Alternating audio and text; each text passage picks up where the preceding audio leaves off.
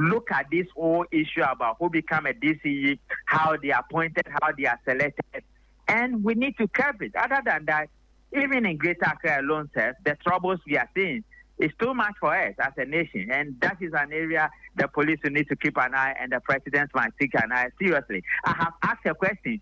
This whole issue falls under the Ministry for Local Government. Why is the local government minister not getting involved in making sure that some of these people are, voted for and nominated? And it's always the case for MPs and, the regional ministers and all that. That is another area of politics that people have serious, negativities about. And that they can also look at it again. Mr. Commodore, appreciate your time on this. Thank you so much for joining us. Richard Commodore is a security consultant joining us here on Hot Edition on 3FM 92.7, also on Kiss Me 107.1. We're live on W93.5 in Y and beyond. Talk about MCs and mayors. The news coming through is that Ghanaian actress turned politician, 2024 NDC parliamentary candidate for Tema Central, Ebi Bright, has just been confirmed as a Metropolitan Chief Executive of the Tema Metropolitan Assembly. She was endorsed by the Assembly members with 28 votes in her favor and 3 against her. Her nomination generated mixed reactions amongst residents, with some expressing concern about her appointment.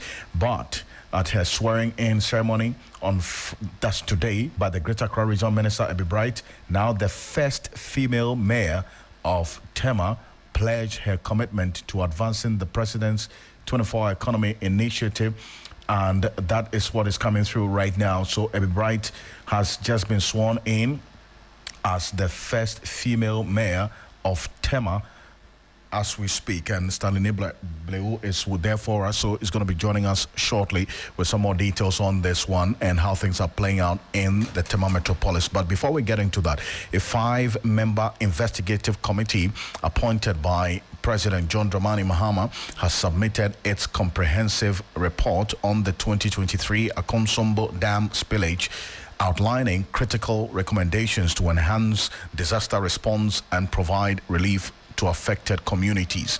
The committee, which presented its findings on Wednesday, May 7, 2025, identified systemic gaps in flood mitigation and called for policy reforms to prevent future crises. The Volta River Authority initiated controlled spillage from the Akosombo and Gong dams between September 15 and October 30, 2023, due to rising water levels that threatened the dams' structural integrity. The spillage caused widespread flooding, displacing communities along the Volta River. An estimated 26,000 to 35,867 people were displaced, losing homes, belongings, and livelihoods. The most affected areas include Mepe, Bator, Sogakope, Mapfe, Adedome, Bong, and Adam. Now, President Mahama, upon his re-election, constituted a committee to investigate the disaster. During a national address to mark 120 days in office, President Mahama indicated compensation will be paid to the victims of the spillage. We promise to initiate a probe into the VRA Akosombo Bond Dam spillage to address the man-made disaster caused by the VRA spillage and prevent future occurrences. We promise to initiate a probe and take steps to compensate the victims. So this administration set up a committee chaired by Engineer Kek Kofi, a former VRA chief executive. The committee has recommended strategies to prevent future occurrences, including establishing what is called a controlled spill flood plan and implementing downstream engineering solutions for flood management. I've directed that the recommendations be implemented immediately. I further indicated that if they are not properly implemented and another destructive VRA flooding occurs like in 2023, the VRA CEO and deputies must resign or be sacked. That's the president there. Now, the government is expected to release a detailed action plan based on the committee's findings, focusing on preventive policies and victim support. Let's get into a bit more of this. And Dennis Paberi Wadam Esquire is with me in the studio. He's been studying the details of this report. Dennis, what do we know? Well, Alfred, so this is a 5-member committee that was inaugurated on the 13th of March, 2 months to do its work. And I mean, typically the deadline for the submission of this report was supposed to be May 12th. It's interesting to know that they've submitted their reports ahead of time. Yes, and it's very comprehensive. We are talking about 126-page report, which spans across all the things that have happened in that very unfortunate incident that we here at Media General covered extensively, because it was heartbreaking, even going to the extent of mobilizing funds to also support people who were displaced from their homes, support schools that were also displaced, and all that went into it. But all in all, yes, they were given certain terms of reference, which included to examine the events leading to the spillage of the dams, and that is Akosombo Dam and the Pong Dam, to assess the action taken in response to the situation. 3, to identify the challenges encountered during the process. 4, to evaluate strategies employed to address the impact of the spillage. 5, to propose additional measures to enhance future outcomes. And 6, to propose a compensation package for affected victims and communities. And this is very important because when you pay attention to the NDC even before they got into power, this compensation and investigation of this matter were parts of the things that the government said they were going to do in the first 120 days. So when you look at the Mahama 120-day social contract with Ghanaians, it's included in that is the fact that they were going to put together a committee that will look into this matter and also take steps to compensate all those who have been affected. So that's how come you find that as part of the terms of the reference of the committee, Alfred. Now, the committee hit the ground running on the inauguration on March 13. They conducted site visits, going to the dams, engaging community leaders, and also conducting interviews with key stakeholders, including those who manage the dams and all the technical experts and engineers, all those within the operational area. They were all involved in this particular thing. The committee said they held meetings specifically with the following: the Minister of Energy and Green Transition, the Member of Parliament, and the former Volta Regional Minister.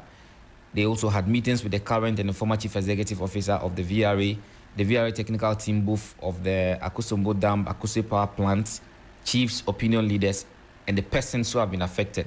And all of that you can find in the report. Alfred, the findings of this committee, as have been summarized, include: 1, that the factors that determine water spillage from the dam include the reservoir elevation, rainfall, and energy output from the power plants. This is to indicate that a mix of factors determine whether or not a dam should be spilled.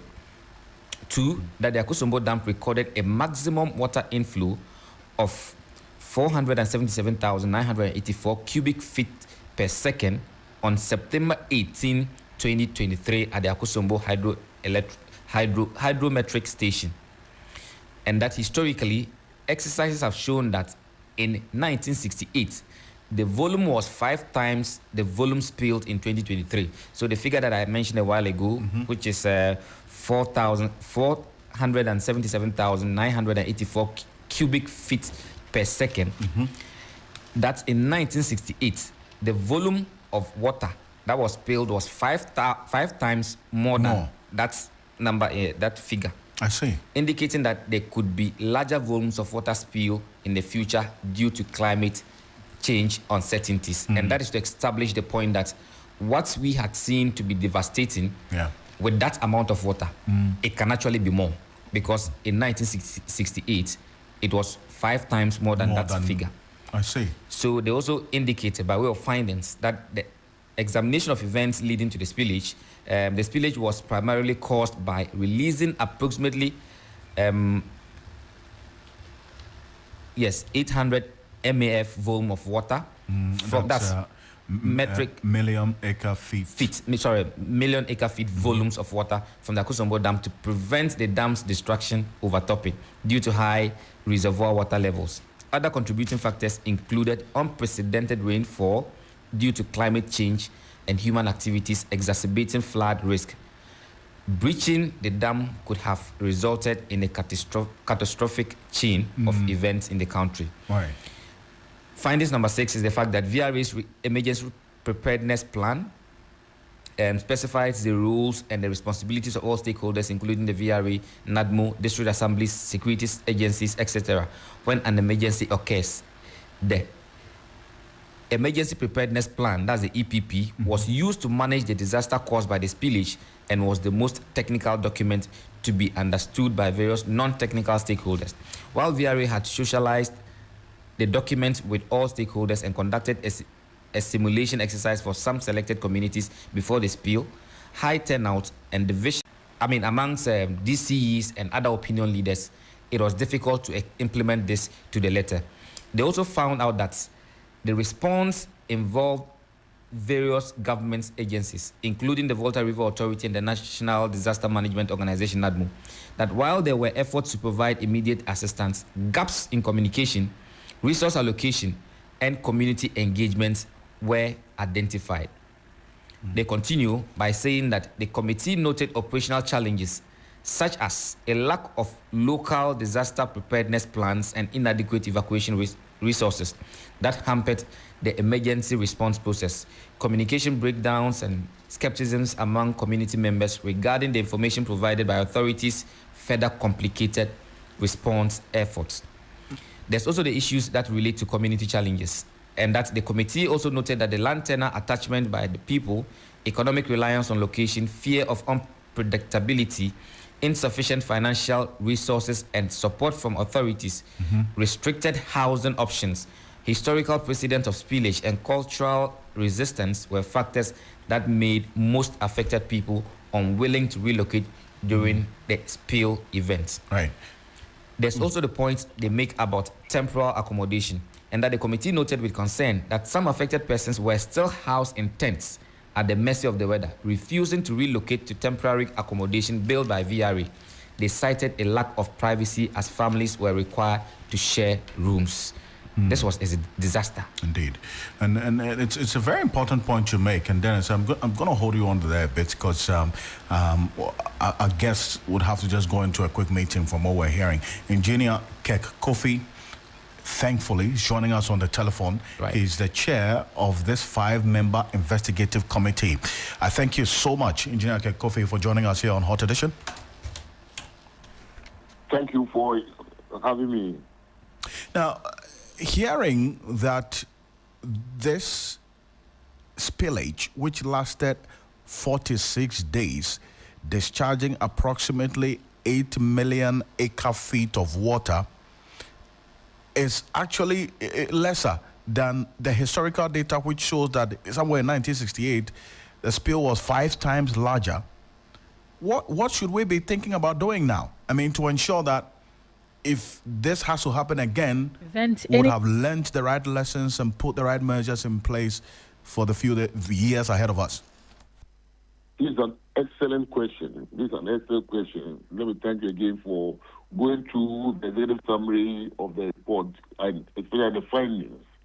Now, let me just start by thanking the President, President Mahama, for giving us this assignment through the Ministry of Energy, because the answer to your question will see the vision in what that man was saying, that this thing should be done at this stage. Because for a dam, it has 3 main things. The dam is used to for flood control, power generation, irrigation, and potable water usage. And when you dam a river or whatever it is, the inflow comes mainly from rainfalls, and the rainfall from on the dam itself or from the tributaries. So that when you get an inflow and you don't take out all, then the level keeps on going up. And there's a level to which the level can go to. In the case of Akosombo, it can only go up to 276. We have a surcharge where it can go to at most 278.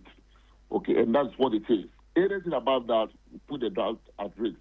And when the dam collapses or you breach the dam, then everything downstream of that dam would vanish, would go with it. So your number one protection is the dam. So when you get inflow far more than you can contain, and that's why you have the spillway gates, which have been designed to take out the maximum that can come in based on historical data. So in the case of this, having recorded that level in 68, when we filled 66, 67, 68, 66, 68 was the maximum. And that was 5 times more than what we spilled. In 2022, we did the volume, total volume, quantity of water spilled was 8 MEF. 68 was about 42 or 43 MEF. So that's how come you get it about the 5 times. Okay. Even 69 spillage, we spilled 69, we spilled in 70, 71, 72, and then 74. Then after that, we never spilled till 1991. From 1991, we spilled again in 2010. 2010 to 2023. I'm just giving this in to have an idea of how the lake operates in a way. Indeed. The water lake, even though it's big, you get inflow at some times, and then you use the water, then get finished, and then go through a cycle like we've been experiencing. And I'm sure you've been in Ghana where we went to the minimum level of 230, below 235 in 2007. Yes, indeed. And within 3 years, it rained, the rainfall was so that we were able to go from the minimum in 2007 to the maximum in 2010. And we still in 2010. Yeah. Now, 2010 we failed. Then we went to another cycle where by 2017 we went close to the minimum again. We went to the minimum again, 235 in 2017. So from 2017 to 2023, inflow came again and went up to the maximum of where we have to spill in 2023. Even though we have been taking close to the maximum we can take from the lake in terms of water generation. Right. So, as the dam is, if you don't take enough, you bring the dam, and then everything goes. So, as a result of what we've done, and based on the findings we found out, what you can do to prevent, having recorded some level of spillage in 1968, seeing a little bit more, a little bit less in 2023. And with all this climate change we keep on seeing everywhere, it tells us to start planning that one day we could hit that big mark. So that what we do now, our recommendation is to plan for a flood zone downstream of Akosombo, where if we have to spill the maximum volume we can spill, which we call 1 in 50-year volumes, which should be about 37% more than what we spilled in 2023. We are prepared and we should be able to do that. So that's our recommendation. There will be a flood zone which will be dedicated, where we don't expect anybody to stay there or have any permanent structure there. You can go farm there and leave, or go fish there and leave, but no permanent structure should be built there.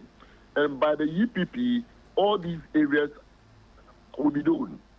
Luckily, VRA, after this incident, have also done some work. So there's an app where if they tell you X amount is going to be spilled, you can, at every location, a WhatsApp application should be there where people can see where the water can go and where it cannot go. So we are planning for the 1 in 50 years spillage for the short to medium term. And for the long term, we are planning for 1 in 100 years. Right. Which will be about a bit more, about twice or 1.5 times the one in the 50 years. So we're planning for this for the future. Okay. So that should it happen, we should be in the position. Because your number one protection is the dam. Precisely. And you don't want to breach. This is what, if for anything at all, this report has identified this, and we have to make sure that we have the flood zones well protected. We need an airline for downstream. An airline to be prepared so that the district assemblies, whoever have to do these things, have the mandate and they can do it properly. See, I was coming to that because the ultimate objective, you say, is not to breach the integrity of the dam, and then you reference the emergency preparedness plan as for you what should outline what the way forward will be like. But then again, this VRS EPP outlines stakeholder roles, but there were challenges because of the poor coordination amongst the DCs, MPs, and local leaders. So how should that be addressed? Well, we noticed that, and that's something that we are also giving guidelines where it has to be addressed in our report, where there's been poor and frequent coordination. The document that has come out, the visa-friendly UPP, the UPP should be discussed more frequently. There should be more drills. There was a drill in May 2023, and then the spill came. We would have just been wondering what would have happened if there was no drill. Previous, all the drills or something were just on next stop. But this one was actual drill involving everybody. And probably that's how they were able to handle this challenge in 2023 without any casualty. So having identified these things, DRA, together with all the stakeholders, will make sure, and I'm just through the ministry, will make sure that there's proper collaboration among all the stakeholders to make sure that they understand what has to be done and is done properly. Because the district assemblies have a role. They also have to have their own disaster management teams, well educated and understanding what to do. And at any time, and they should be in direct contact with VRA as to when any water is beyond the normal operation is coming downstream, which will have an impact, and the role they have to play. So they have to be educated properly, well resourced as well, and almost all the stakeholders. Now, areas that will be impacted, of course, will be marked out properly. We know some areas, the bridge is there, and the substations, hospitals. All these things are more being lined out properly so that areas that will be impacted would be properly taken care of. Now, in the case of the reason, what we noticed was that if you go to a place like Mepi, a lot of the areas which were flooded were not very close to the river banks. Okay? Because we go through the town. These are like rivers or streams through the town. So because the water level went down, the water went backwards into this area, and that's how kind of flood came into those areas inside the town. So that a place 1 kilometer from the township, from the river, got flooded. So these are areas that we think an engineering solution can be provided. So that in future, there could be gates, there could be dikes and gates. So whenever there's any flooding, those gates are shut, and then no water can flow backwards into the township. So there will be some engineering solution, which I believe VRA should be thinking of right now, that can be put in place. And finally, before I let you go, on the matter of the community resistance to relocation as well, because as you indicated already, there's been some damage. The thousands who have been displaced and those who are still in tents. But then if you would have to go back to, as it were, ensure that the persons within the catchment area have to relocate, what has to be done differently to get them to appreciate, understand, and relocate? I think there's a saying which says, once bitten, twice shy. I've been saying it because over the years, as I said, the spillage over the years, besides 1968, has not been to even this magnitude. After 1968, which was high. 2010 was not that much. 1991 was not that much. So people living in some of these areas have never witnessed the level of inundation or flooding like they did in 2023. So right now, they are prepared, and they will be prepared. But of course, if government comes in and you are being relocated, I think going around, we didn't have the thinking that they would not. It's come to understand that, of course, they have to. They can go back to some of these areas and fish, okay, because they know during time that they could go there and fish. But not to put down any, how do you call it? Right. Structures. Structure. Or you can go and farm, and then you know the season when you can farm and the season of the flood.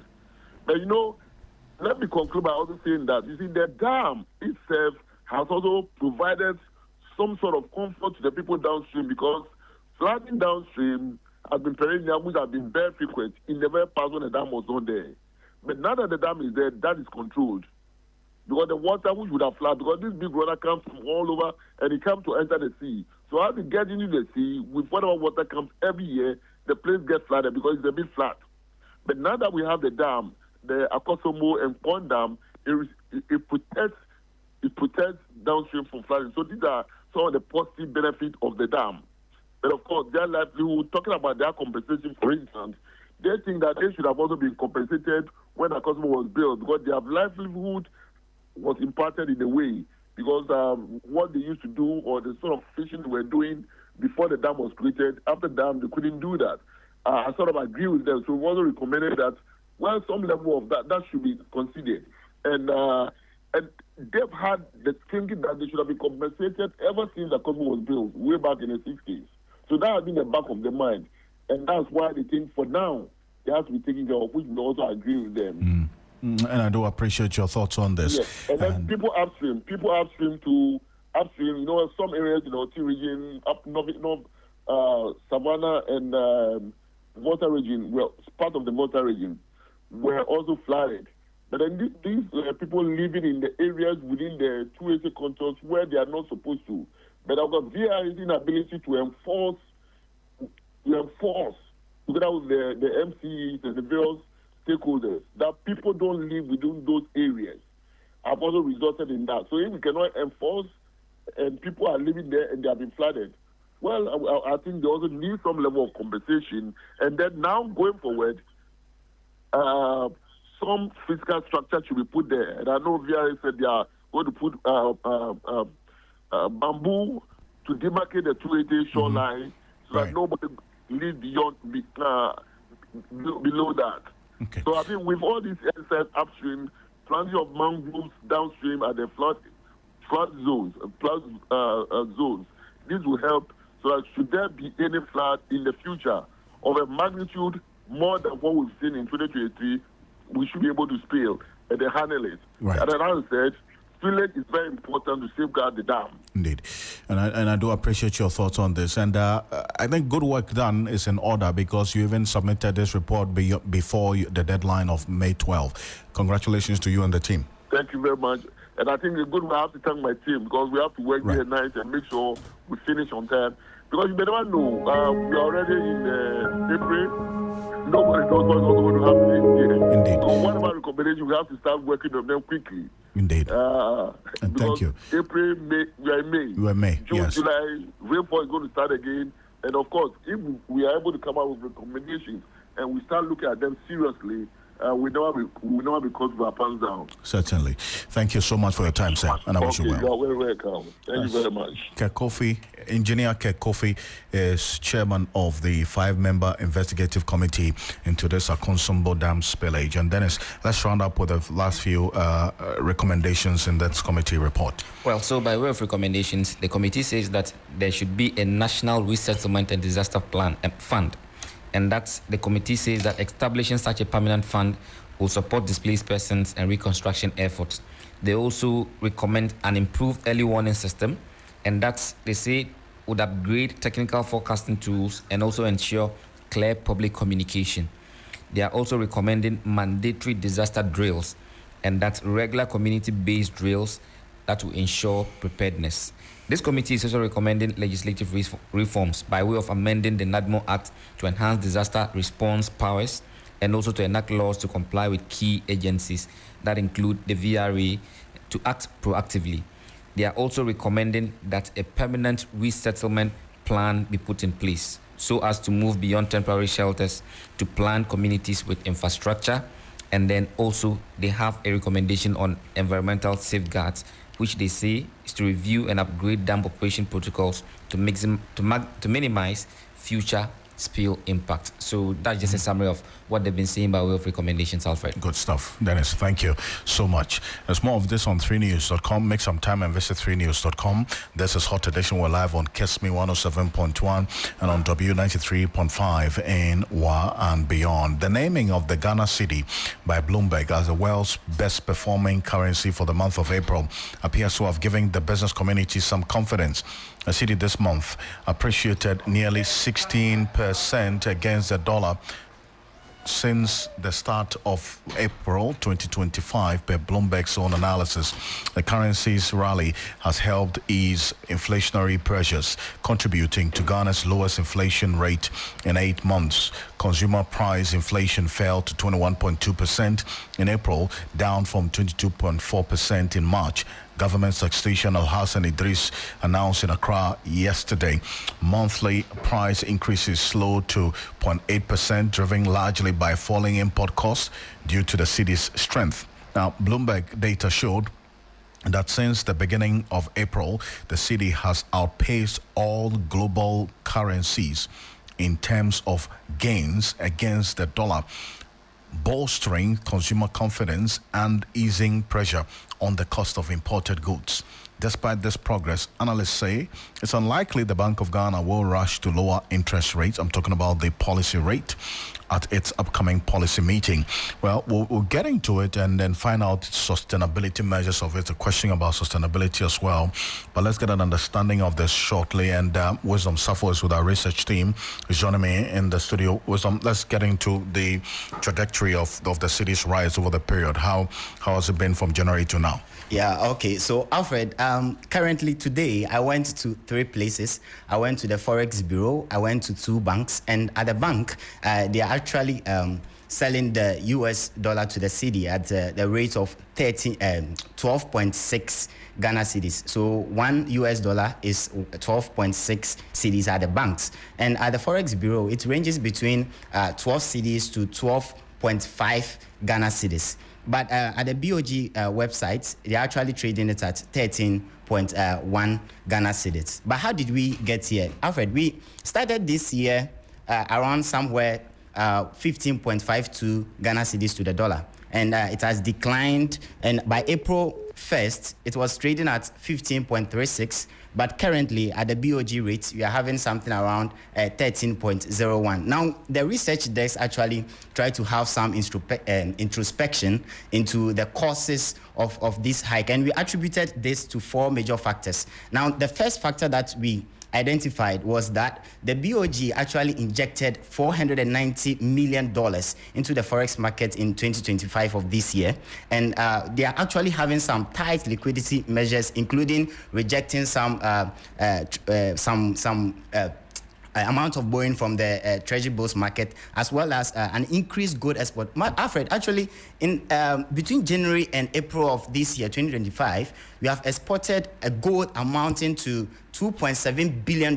And this is an inflow. You know, the exchange rate market works on the basis of demand and supply. So anything that tends to demand your cedi seems to increase the value of the cedi. And anything that tends to shun your cedi or increase the demand for the dollar tend to increase the value of the dollar as well. So an inflow of about $2.7 billion is good for the cedi. And in the same period, 2023, we actually had some inflow of 670.5 million. So this is a very huge increase. We can't attribute that to the gold board now. But Alfred, we also looked at the exchange rate. That the exchange rate or the policy rate that you rightly mentioned, that the policy rate also has some effect on the exchange rate as well, because it signals to investors. It's a signal that if the government is having some form of control over how it's borrowed,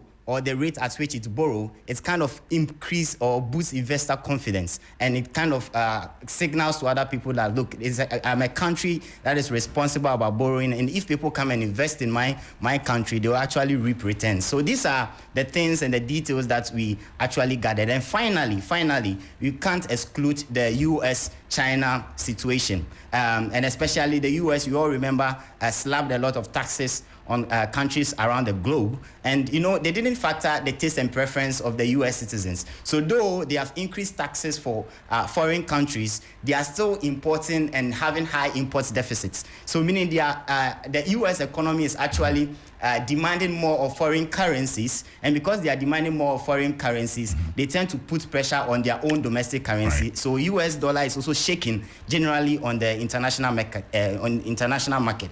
And finally, we have to talk about our Ghana gold reserves, the gold reserves that we have as a country. Alfred, our gold reserve within a span of 5 years, or between 2022 and 2025, it has increased by 20 tons. And that is a very huge increase. You know, I'm not to say that we have a gold standard where we back our currency with gold, but you know, to solve liquidity challenges, the gold reserve serves as a basis or a backbone for any economy. So now our gold reserve stands currently at 30.8 tons. Right. So it's all part of the reasons why we see our cedi appreciating. Thank you so much, Wisdom, running through all those factors and rightly so captured in this particular detail. But let's have a conversation on this. The finance minister is saying that this is not going to be a 9-day wonder, but then again, do we have the right structures internally to support this growth in the city? And this is why I bring in Dr. George Domfe. He is an economist and a lecturer at the University of Ghana. And Dr. Domfe, good evening. Thank you for joining us. Good evening, my brother. It's good to have you. Unfortunately, we lost Professor John Gachi, who's the Dean of the University of Cape Coast Business School. He will be joining us shortly as well. Dr. George Domfe, I mean, good times for the city because of the combination of the internal and external factors as outlined, is it not? Yes, I was listening to the person who you just interviewed, and I think I agree with him to some extent on some of the issues that he raised. Indeed, Ghana, our exchange rate regime is what we describe it as a mandate floating exchange rate regime. And any country that practices this exchange rate regime, the strength of the local currency is determined by the availability of the foreign currencies vis-a-vis the demand for the foreign currency. And so the demand and supply of the foreign currencies usually will determine the value of the local currency. In a situation where we don't have enough foreign currencies and people and the demand is higher, then your local currency depreciates. When it happens like that, Bank of Ghana, under the mandate floating exchange rate system, would periodically intervene in the market to supply. And when they supply, more foreign currencies will become what available on the secondary reserve market. And when that happens, your local currency then gains value. Indeed, that is what has been the picture. If you look at Ghanaian economy, especially in the year 2022, when we started the year, we had 9.9 billion reserves with Bank of Ghana. And those were the days the global economic turmoil started. And when it started, the demand for dollar increased. It increased because Ghana, we are an import-dependent economy. We import the crude oil that we consume. We consume about 135,000 barrels of crude oil, refined oil every day, and we import. We import quite a number of things. And so if you import most of what you consume to this country, and Ghana is a small open market economy, and our local currency is not used anywhere, then it becomes important that you always need foreign currencies to do to trade with the rest of the world. And indeed, when prices went up in U.S., Germany, and other places where we've been importing, it affected the demand for the foreign currency, because hitherto, if somebody needed $1 to import a particular good, today the person is because prices have gone up on the global market, you will need $2 to import the same quantity of goods, for which reason you will need more dollars. So even though at the beginning of the year, Bank of Ghana had 9.9 billion, by August, we had almost run out of our reserves. Then so from January to August, cedi depreciated from $1 to 6 cedis 20 pesos to 8 cedis 20 pesos. Right, and when between August and October we didn't have enough, Bank of Ghana didn't have the strength to come to the market to intervene. We saw what happened. By October, $1 was going for 17 cedis. Yes, and so that is almost the 17 cedis. But of our regime. Indeed. If Bank of Ghana doesn't have the strength to supply, and there is pressure on the cedi, in fact, it depreciates very fast. And last year, during the last quarter of the year, cedi was not doing well at all. We saw at the point $1 was going for 17 cedis. Yeah. But immediately Bank of Ghana intervened and started supplying. Indeed, Bank of Ghana says that during the last half of the year, they supplied $2.8 billion, for which reason cedi gained value. And so even in January, we saw $1 going for 14 cedis, 53 pesos, on average. And so that has been a picture. And so those who are saying the internal, the domestic forces are also helping with the stability of the cedi, I agree with them. anything that brings dollar into this country helps to stabilize, the cedi. Anything that can bring $1 to this country has a way of helping to stabilize the cedi. And so a lot of factors. One thing that the commentator talked about that I agree with him is the reserves that we have.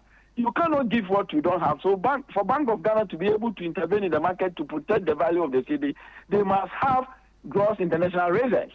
And at the beginning of the year, we had about $9 billion that translated into 4-month import cover. And so that placed Bank of Ghana in a very good mood to supply. And today it has even gone up because the gold reserve, let me say that Ghana from 1957 all the way to May 2003, our total gold reserve was 8.78 tons.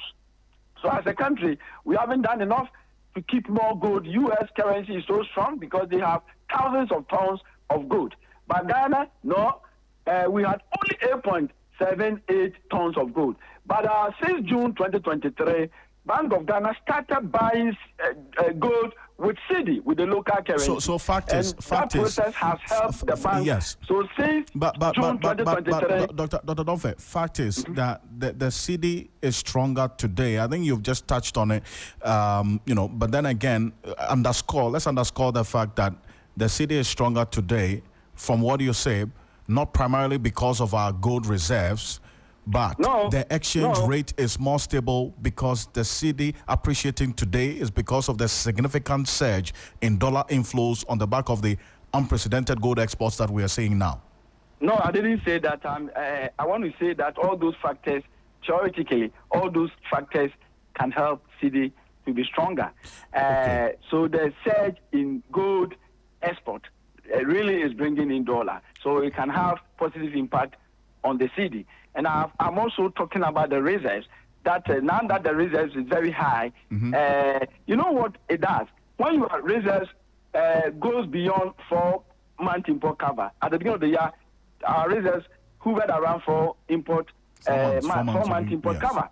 And today it is even higher because the gold reserve have gone to 31. At the end of the year, we were having 30 tons of gold. Today, at the end of April, we have 31 tons of gold. Now, when you have more reserves, Alfred, it does one thing. We have particular group of economic agents. We call them speculators. Always they observe what Bank of Ghana has. If in their books they see that Bank of Ghana does not have enough strength to protect the cedi, then they are able to predict that in no time cedi is going to depreciate.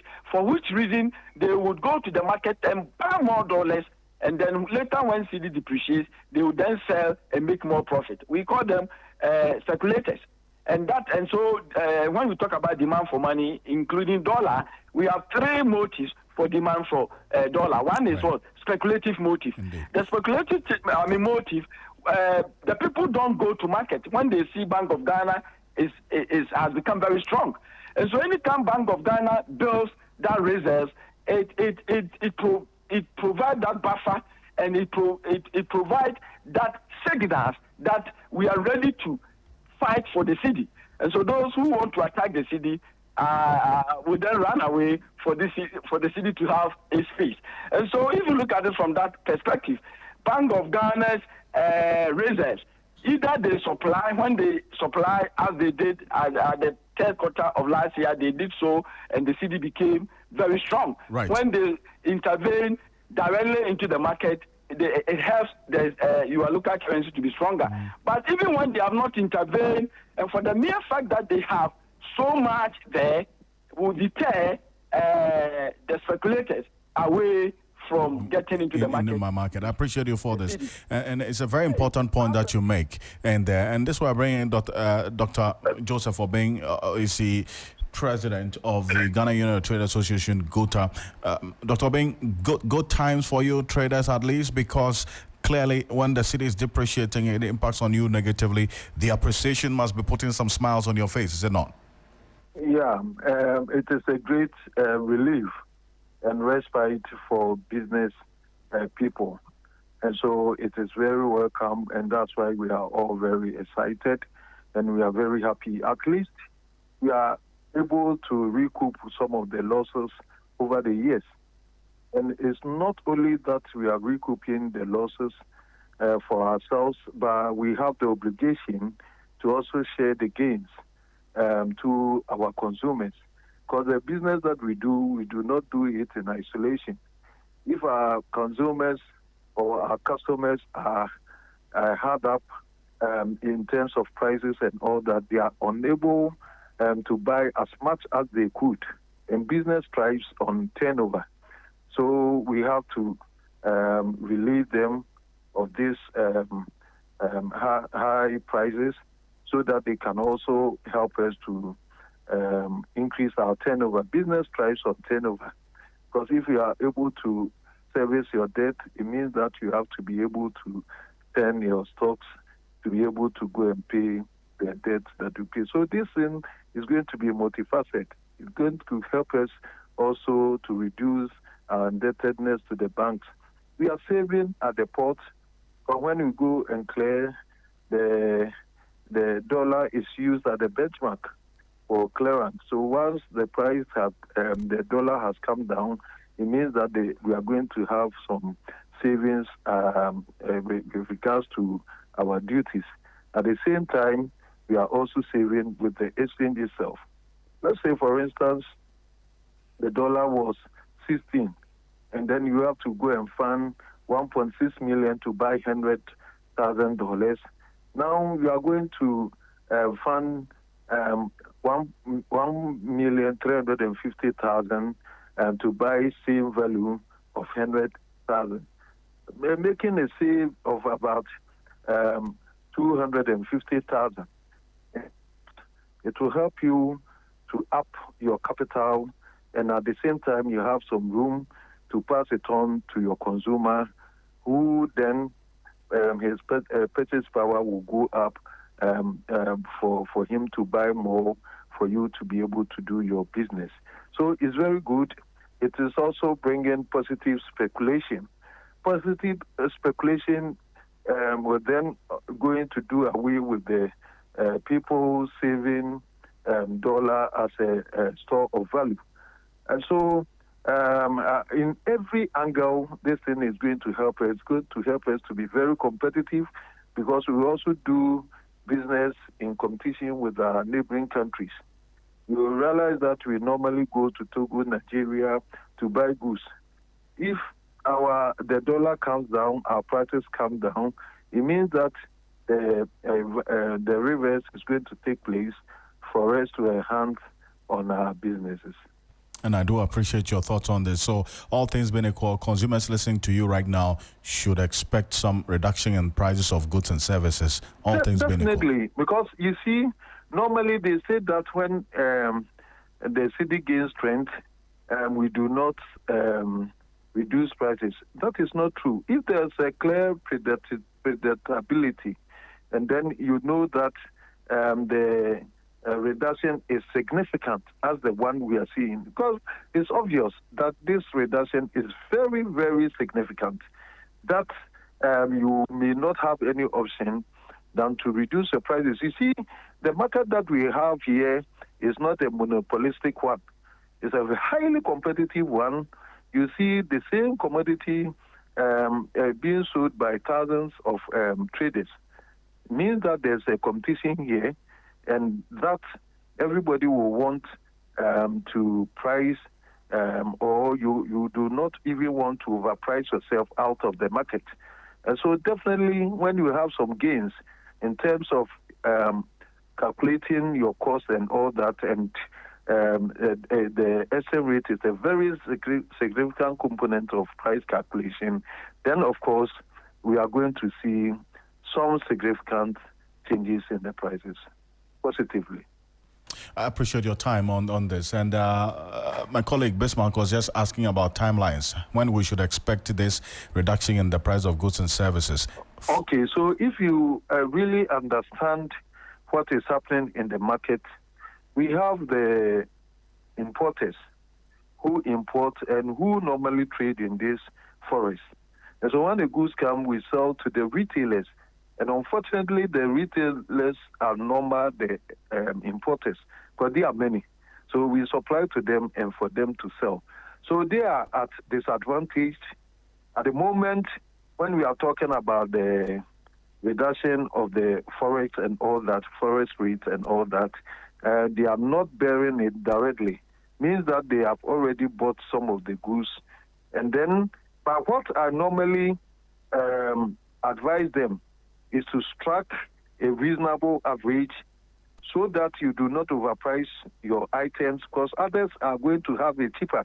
Those who did not have the goods are going to buy at a cheaper price, and those who bought it at a higher can't wait. If you wait, it means that you cannot sell your goods and also service your debt. People do not look at that angle at the bank. Right. And so you strike a reasonable average, be able to sell or offload some of the goods, and then partake in the new cake of the price reduction that will be handed over to you. Doc, I do appreciate your time on this. Thank you so much. Thank you so much. Dr. Joseph Obeng is president of the Ghana Union Trade Association, GUTA there. Right after this, Bismarck Ewusa standing by with the business news. Stay with us. Hello, Ghana. It's a new year and Bill's Microcredit is here to support.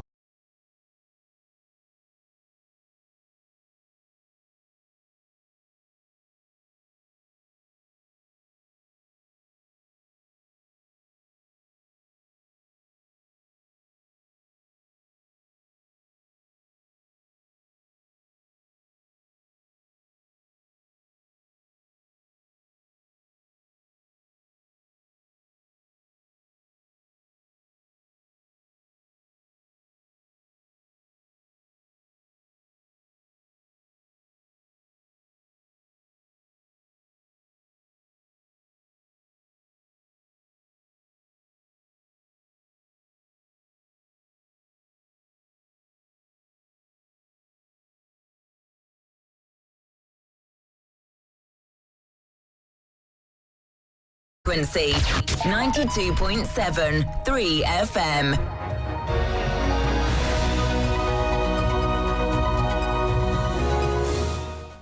Hello, good evening, and welcome to the business segment on Hot Edition with me, Bismarck Ewusa. Coming up tonight, economist warns against excessive importation of finished goods as the city strengthens, urging increased machinery imports.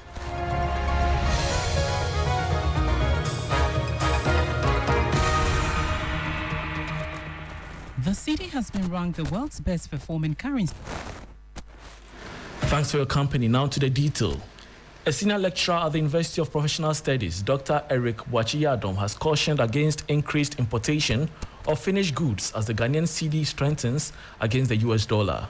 Instead, he suggests leveraging the city's strength to import machinery that can boost local production and create employment opportunities for Ghanaian youth. The cedi has been ranked the world's best performing currency in April 2025, appreciating nearly 16% against the US dollar and gaining against other major currencies like the British pound and euro. The surge is expected to bring relief to the economy, help curb inflation and boost consumer confidence. The cedi's stability has given businesses predictability and room to plan. However, finance expert Dr. Eric Boakye-Adom cautions against using the transit trade is estimated to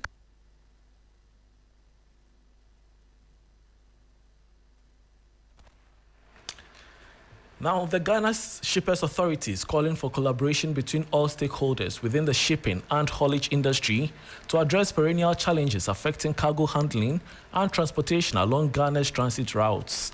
Deputy Chief Executive in charge of operations, Prince Henry Ankra, speaking at a sensitization workshop for truck drivers in the Tema, said the nation can significantly improve its gains if these challenges are addressed.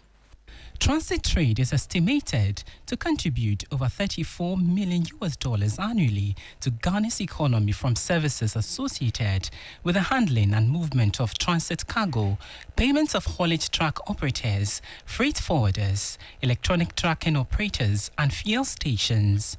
Despite these benefits, the sector is bedeviled with numerous challenges, which threatens the sustainability of these gains. Ghana's transit trade is beset with myriads of challenges that threaten to erode the gains made over time as the preferred corridor in the sub-region. Transit operators have reported issues such as high charges by service providers, incessant port delays, high haulage costs, numerous checkpoints, deplorable road trap conditions, lack of rest stops, and other non-tariff barriers. The Deputy CEO called for stakeholder engagements to find lasting solutions to the challenges.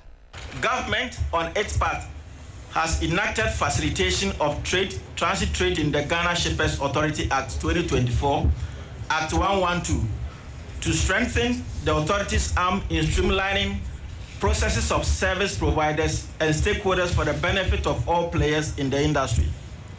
Accordingly, Act 1122 empowers the authority to approve charges and shipment conditions of shipping service providers and to ensure compliance. We are confident that this legal framework will further contribute to improving service standards and reducing the cost of doing business at Ghana's ports. Now, Managing Director of Produce Buying Company, PBC, Seidu Yonye, says special audits are to be carried out into activities of the previous managers, resulting in the present challenges of the company. It follows strict instructions by the President John Dramani Mahama to turn around the company's fortunes, which has been dogged with high indebtedness. Speaking to the media, the new Managing Director promised to turn the fortunes around. We are supposed to ensure that the local industries are well fed before we send any produce out. So, as you are speaking, these three value chain, i.e. cashew,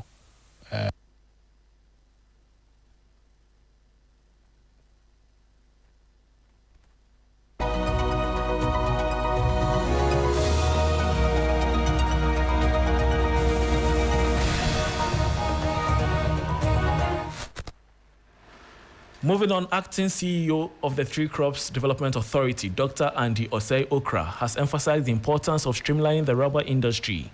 To this end, the authority has engaged key industry players at its maiden forum aimed at deepening awareness of the authority's new directive on regulation of unprocessed exports in the rubber, cashew, and shea sectors. Dr. Andy said engaging stakeholders is critical to ensuring transparency, protecting the local industry, and supporting value addition within the sector.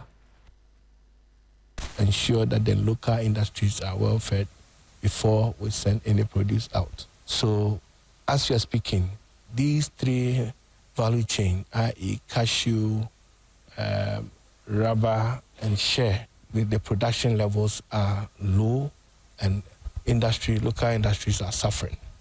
In other countries, there are total bans on them, but we are not banning anything, but then we have to ensure that they have raw materials to work with. So TCDA mandated to do that has brought in a directive that if you have registered, you are in good standing as an exporter of any of these value chain products, i.e. rubber, cashew, and shea, and you need, after doing everything, you need to let us know as an authority that this is what you want to export before we give you the permit. And that was Acting Chief Executive of the Three Crops Development Authority, Dr. Andy Osei-Okra. Meanwhile, some rubber producers are optimistic of a thriving industry under the new administration. Transit trade is estimated to contribute over $34 million annually to Ghana's economy from services associated with the handling and movement of transit cargo. Payment. We have a nation to build, and the processors need to feed the factories. We can always look at the export market. So it's our own resolute that will supply the local industries. They can employ more of the youth. For now, TCD, the local companies, we can have a negotiation, though there's an open price at the market. But they say they know when you buy rubber and you lamp them before you send them to factory, you lose water. And that shortages are all losses. And they are aware. The companies are aware, all the local companies are aware. So we can go for renegotiation so that they can add something extra to the price that we have You cannot accept the normal market price. That one cannot help. Once we've come to meet, we've come to reorganize to see ourselves, that we are a team. So it's very important. Gradually, once a year, we need to do so that we know the challenges and we have the solutions. So we know that whatever we are doing, government is part, private sector is part, and all that. And that was Acting Chief Executive of the Trade Crops Development Authority, Dr. Andy Okra. And that brings us to the end of the business segment on Hot Edition with me, Bismarck Ausa. For more business stories, please check out our website, 3news.com. Bill Ishan is here for sports. Please stay.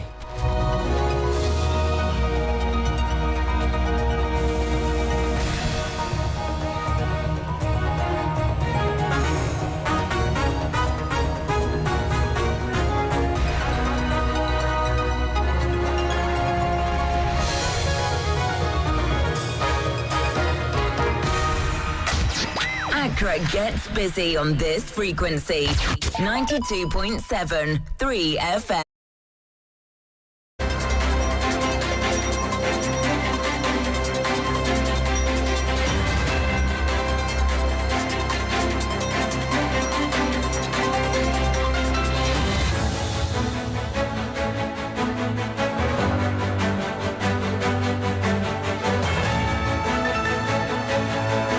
Hello there, good evening and welcome to the sports segment here on the 3FM Hot Edition. My name is Bill Ishan. Now, this coming weekend is the MTN FA Cup happening between Golden Kick and Atram Divisa. That will be the first semi-final of the competition and it will take place at the Takwa TNA Stadium on Saturday. Now, Gordon Atram, who is the head coach of Atram Divisa, says he's ready for the big encounter.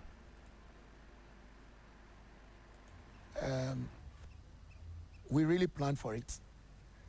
I realized that the league is not going well for us. So many things have been happening in the league. But in the FA Cup, a lot of things have been managed very well. So I would rather push my energy in the FA Cup. So I planned very well in the technical aspect in coaching and the tactical aspect as well, with the hands of the management group and everyone in the academy, that including the players, that hey, the league is not going well, and we are not just any soccer academy. We are a big one at hand. We must do something different in the league, since it's not going well for this year. At the end, we must write a history. How do we write a history? Everybody was thinking that this year will be our year to qualify, because last year we nearly qualified. So how come this year is not going well? Then what would we have to do? We have to change the meter hand to a different side, which is the FA Cup. That was Gordon Atram, the head coach of Atram Divisa. Also, Golden Kick's coach, that is Fifi Hansen, has also stated that he is ready to compete against Atram Divisa in the semi-finals of the MTN FA Cup. So we put it in our head that we have to make sure we play and get to the extreme level for the world to see how good and potential these under game players are. We know Atram is very good, and he has some kind of resilience abilities. Like their last game they played against Park, they came back to equalize the goal in the 93rd minute and went ahead to win their penalties. So we are not looking forward to take them into penalty shootout, because we know that's their number one strength, and we stand with our boys to make sure they give their best performance so that we can end up the game in the 90 minutes rather than traveling to shootouts. Obviously, we are winning. It will be a surprise for me to move to penalty shootout. Even when we go to penalty shootout, we will definitely win it. So I'll predict 3-1 against Atram Divisa. That was Fifi Hansen, the head coach of Golden Kicks. Now, it has been 24 years since that tragic incident, the May night disaster at the Accra Sports Stadium, led to the death of 127 people. Now, recounting the events on that day, the sports minister currently, that is Kofi Adams, has stated that this event should never repeat itself when it comes to football in Ghana. Gather here today, 24 years on, as indicated by previous speakers. Not because something good happened, but because something that we all describe as dastardly occurred. We admit, and so is it, that up till now, football is a game that is played with a lot of passion. But that in no way should not move this passion to the level of what? Violence. No matter the decisions and no matter the outcomes. That is why it's a game that have rules. And rules must be followed in resolving every issue. In recent times, like the president of the GFA alluded to, that was Kofi Adams, the Minister for Sport and Recreation. Now, to some news from Europe, Bayer Leverkusen have officially announced that head coach Xabi Alonso will be leaving the club at the end of the campaign. Now, Xabi Alonso led the club to an undefeated season in the Bundesliga last season, where they went on to win that elusive Bundesliga title. Now, here are Xabi Alonso's numbers at Bayer Leverkusen. He's managed for 138 matches, 89 wins, 31 draws, 18 losses, 3 titles, 64.49 win percentage. So he is one manager that has performed quite well for Bayer Leverkusen. Now, German journalist as Bjorn Nass has stated that Alonso's departure would affect Bayer Leverkusen negatively. Yeah, on the one hand, it's a big blow because Xabi Alonso brought a lot of new mentality to the club. We were always the runners-up of the league, the all-time second. And with him, there's a winner mentality was brought to the club. And you saw totally change in the mindset, not only on players, also on the staff and everybody around. But on the other hand, it's not such a big blow because we thought last year he will go at the end of the season, and he stayed one more year. So I think the club's prepared for that, and I'm looking forward for then the new manager. That was beyond there on Xabi Alonso leaving Bayern Munich. Now, the manager has been linked constantly to Real Madrid, who ending their season possibly without a trophy.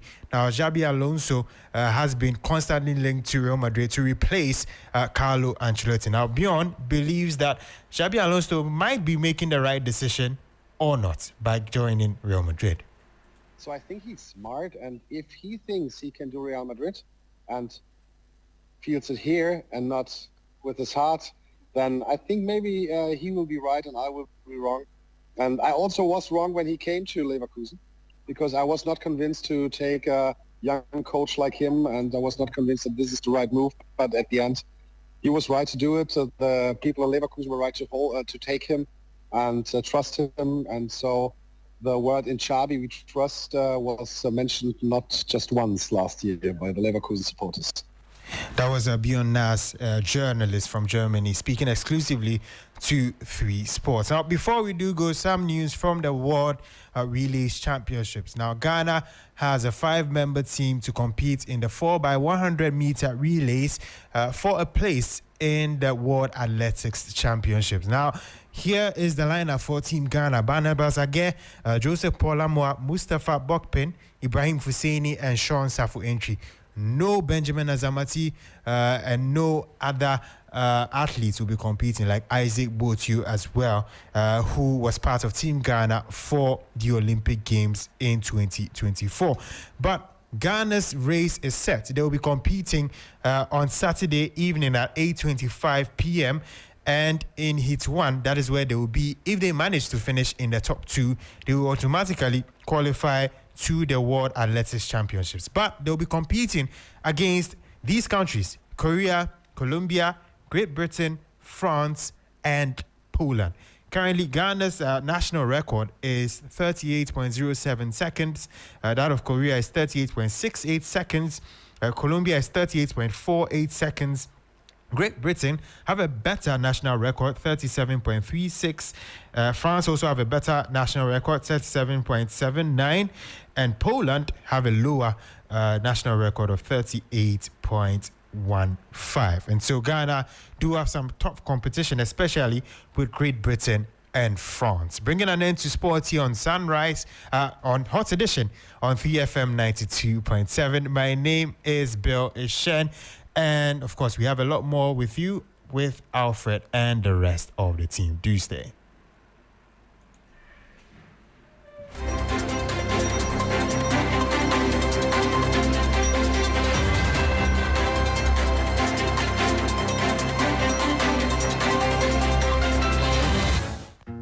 My mom means everything to me. She's always been there for me.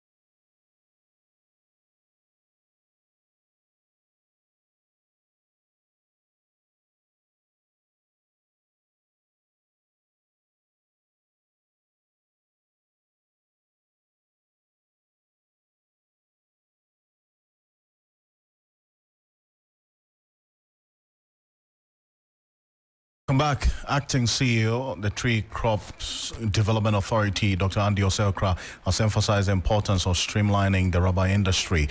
To this end, the authority has engaged key industry players as its maiden forum aimed at deepening awareness of the authority's new directive on regulation of unprocessed exports in the rubber, cashew and shea sector. Dr. Andy Okra said engaging stakeholders is critical to ensuring transparency, protecting the local industry and supporting value addition within the sector. We are supposed to ensure that the local industries are well fed before we send any produce out. So as you are speaking, these three value chain, i.e. cashew, rubber and shea, the production levels are low and local industries are suffering. In other countries, there are total bans on them, but we are not banning anything, but then we have to ensure that they have raw materials to work with. So TCDA mandated to do that has brought in a directive that if you have registered, you are in good standing as an exporter of any of these value chain products, i.e. rubber, cashew and shea, and you need, after doing everything, you need to let us know as an authority that this is what you want to export before we give you the permit. That's Andy Okra there. He is acting CEO of the Tree Crops Development Authority. On behalf of the team, thank you for staying with us here on Hot Edition. We're back again on Monday, but join us at 10 p.m. on TV3 for Ghana Tonight, and tomorrow morning at 7 a.m. for The Key Point. My name is Alfred Ocansey. Enjoy the drive as it continues with Trigmatic and DJ Faculty.